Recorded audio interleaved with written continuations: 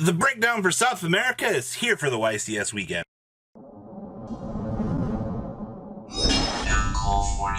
Make sure you guys smash the living crap out, subscribe, and so you guys don't miss out on more awesome content. We have the breakdown here for South America put together by RAFAEL. I'm going to leave it linked down below to their channel. That way you guys can show some love. Make sure you guys are subscribed.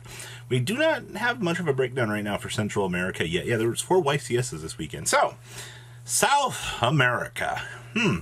Tri Brigade, 7 out of top 32. Surprised? Surprised? It's the best deck in the room at the moment. First, Europe and NA, both same thing here. Tri Brigade, highest represented numbers in Top Cut. Okay, now the thing that spins this format on its head here is the fact that there were 7 frickin' Invoked variants in this event. You wanna tell me where the heck 7 Invoked variants came from? Because Invoked in every other region has been poop. 5 of those were Dogmatica Shadal variants. There was a Chaos version.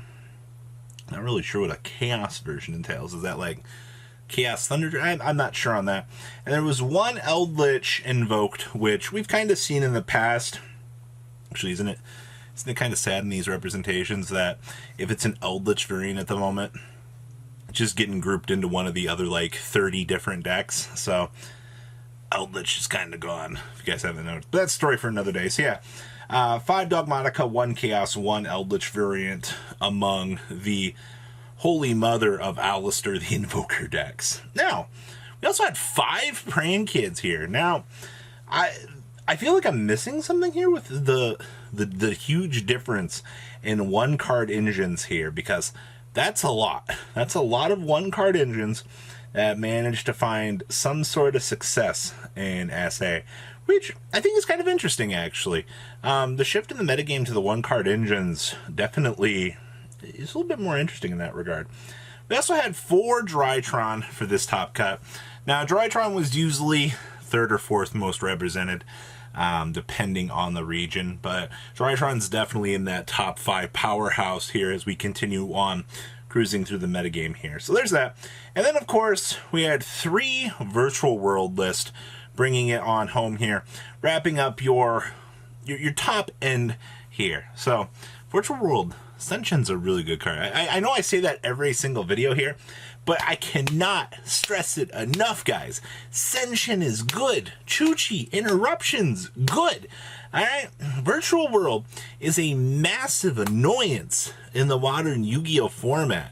So, don't underestimate it, alright? Now, for the one-ups here, we had 1 Sky Striker. Fun fact, across all 3 YCSs, there were 5 Striker decks. So out of, what is that, 66 decks, only 5 Striker in the combined metagame pool of them all. And then 4 of those lists were from NA. Remember, Striker didn't do anything in Europe this weekend.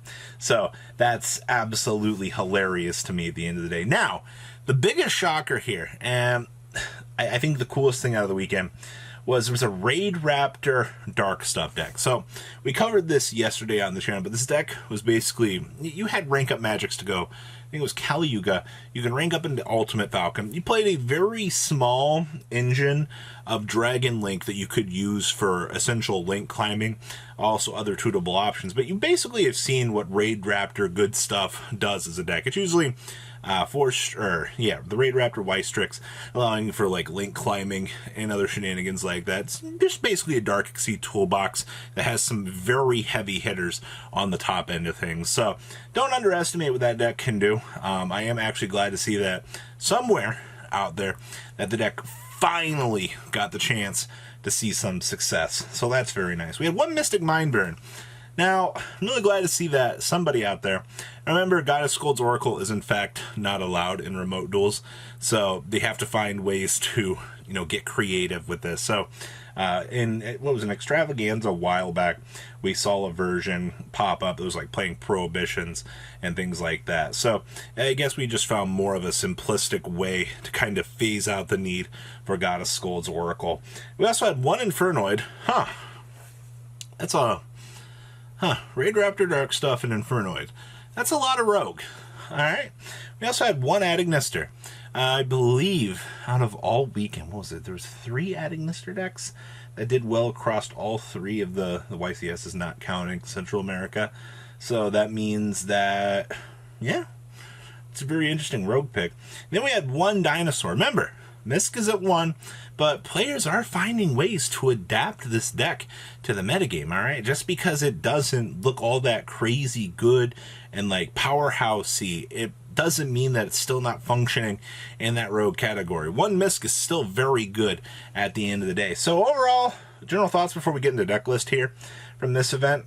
Virtual World as a rogue pick, still good. Drytron's still a powerhouse. I feel like SA just loves 1-card engines. Like, between Pran Kids and Alistair the Invoker, it just feels like 1-card engine? One card engine? Like, that's what that feels like here at the end of the day. So, nonetheless, pretty standard stuff outside of that. Now let's pass on over for some deck profiles. Now the first list we have here is JOAQUIN H's Tri-Brigade list. I know the first couple are going to be Tri-Brigade lists, but we are in fact packing in DD Crow for maximum results. And here, once again, we see Pot of Prosperities.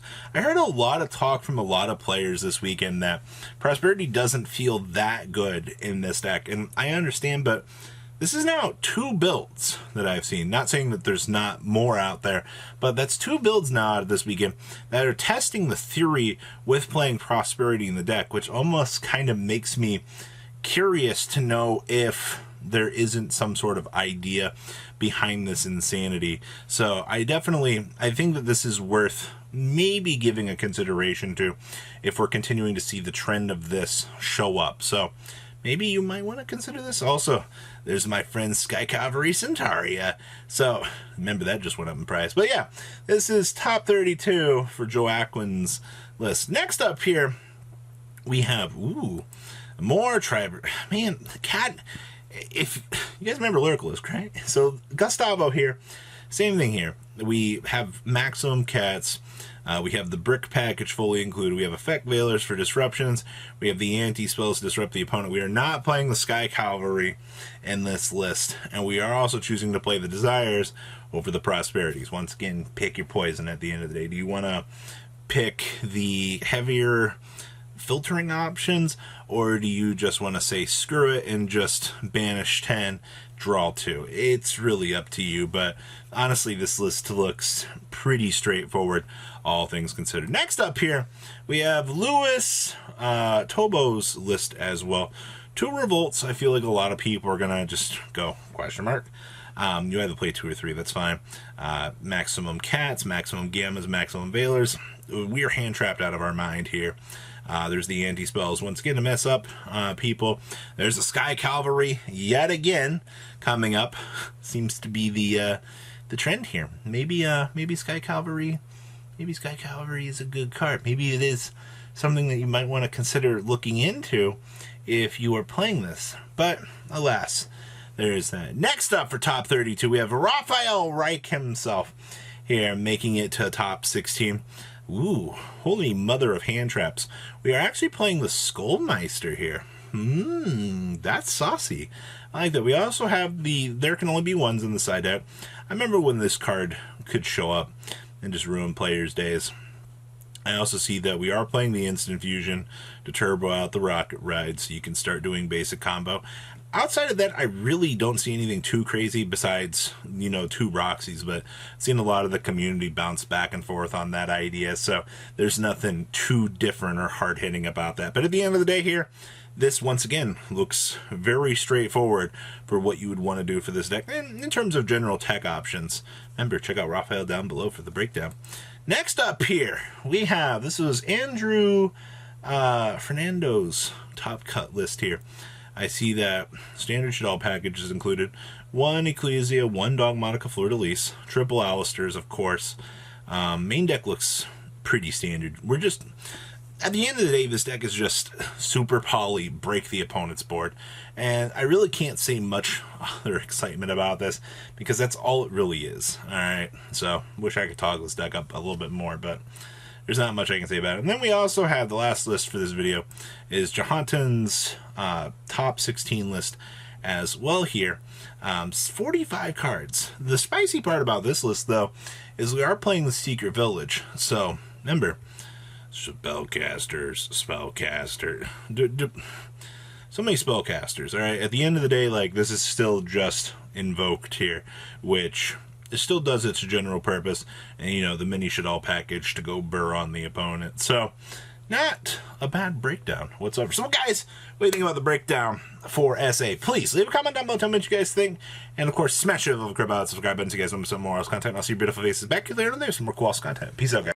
Thank you, patrons, for making the ride never truly end. Without you guys' support, well, I would probably be doing Truffle Shuffle videos for a living. Guys, please check out Vanquil40 for all of your Cardfight Vanguard content brought to you by Vanquil40.